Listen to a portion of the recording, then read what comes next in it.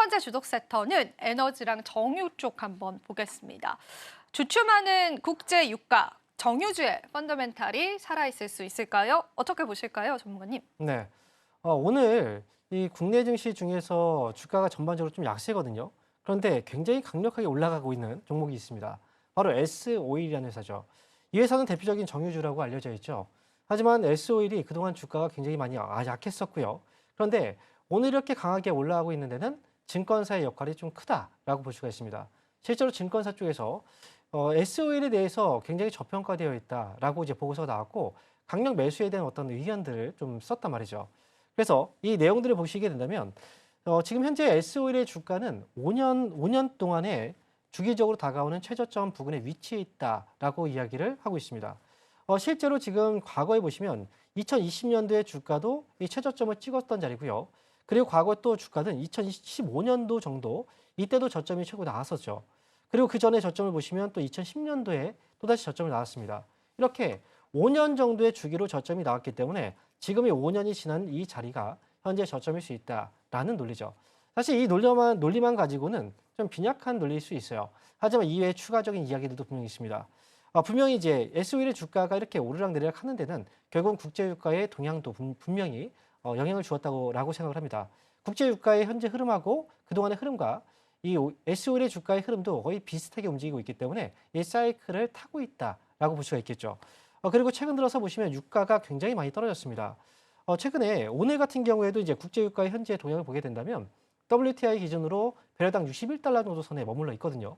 그래서 최근에 북미 업체들이 북미 정유 업체들이 지금 원유 생산을 조금 줄인다 이런 이제 뉴스들도 있었거든요. 그런데 그 이유가 왜 나왔냐면 미국에서 생산되는 그 정유 3분의 2 정도가 셰일 오일이에요.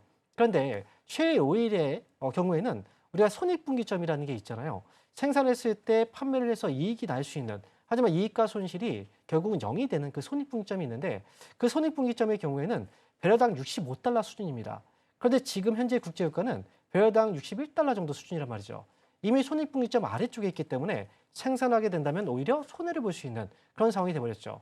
실제로 과거에 코로나 당시에 2020년도에 지금 셰일 오일 기업 같은 경우에는 이 원유의 그 손익분기점이 과거에는 배럴당 46달러 정도 수준이었거든요. 근데 지금은 65달러까지 올라왔죠. 이거는 물가 상승도 있지만 아무래도 이제 관세 정책이라든지 여러 가지 공급에 대한 문제 때문에 결국 생산 단가가 좀 많이 높아졌다라는 의미가 되고요.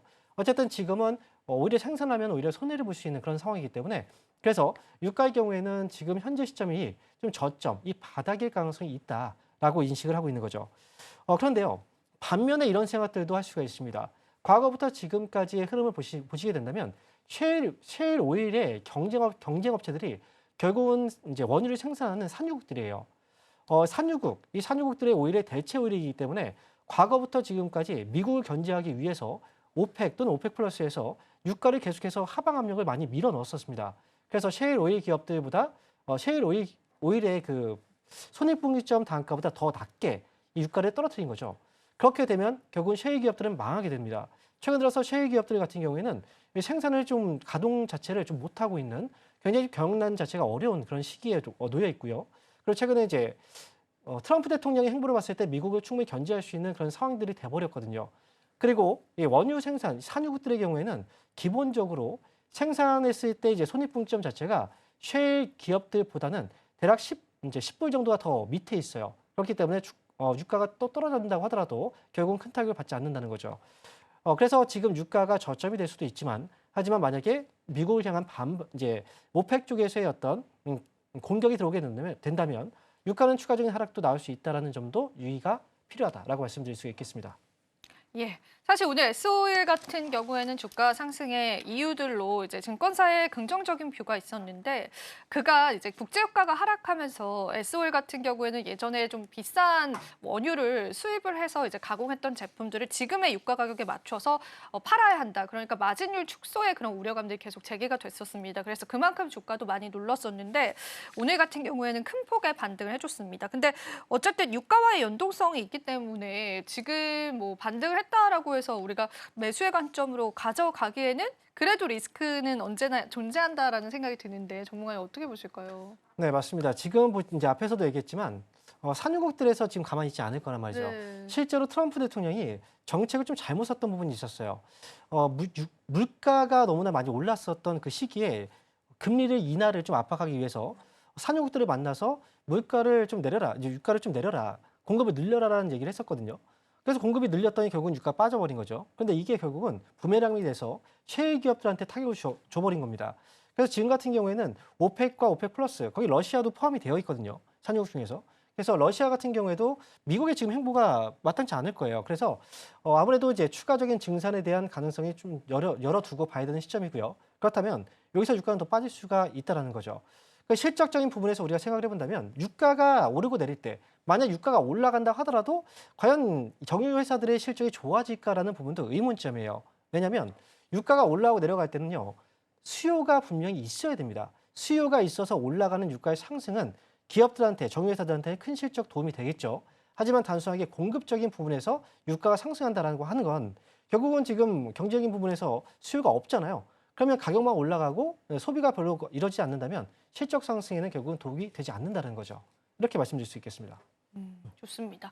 사실은 이제 여러 가지 또 사광대 유가 관련주들은 좀 봐야 되는 게 아무래도 좀 까다로운 부분도 있고 그래서 이제 개인 투자자분들이 또 SOL과 같은 정유 기업에는 그만큼 관심도도 좀 덜한 것 같기도 해요. 물론 오늘 상승을 해줬지만 여전히 보수적인 관점들도 한켠에서는 좀 둬야 될 것 같습니다. 근데 그럼에도 SOL을 긍정적으로 보는 느낌이 있다면 일단 증권사의 그런 의견들은 전문가님은 이제 동의하는 바가 좀 많으실까요? 제가 동의하는 부분은 딱 한 가지가 있어요. 만약에 유가가 지금이 저점이라면 아, 그렇다면 SOE를 봐야 되는 게 맞다고 맞- 생각을 합니다. 네. 그런데 만약에 유가가 추가락이 나오게 된다면 SOE는 그만큼 더 큰 다른 정유사들보다 훨씬 더 큰 손실이 나올 수가 있다. 이 부분에 우리가 또 생각을 해야 되기 때문에 단순하게 지금 이제 보고서만 가지고 그냥 투자를 한다라고 하는 건 너무 무책임한 투자가 되겠죠. 그래서 실제로 증권사의 보고서를 통해서 우리가 수익을 냈던 경험들이 많지가 않을 많지 거예요. 않습니다. 네, 그렇기 때문에 이 부분도 참고해서 보셔야 되겠습니다. 네, 그렇습니다. 오늘은 상승하지만 또 시장에서 유가 하락이 나오게 되면은 또 주가적인 차원에서는요. 그렇게 또 좋은 흐름들은 예상할 수 없다라는 게 이제 현실적인 답변인 것 같아요. 그래서 많은 분들이 오늘 SO의 상승에 관심이 많으셨을 텐데요.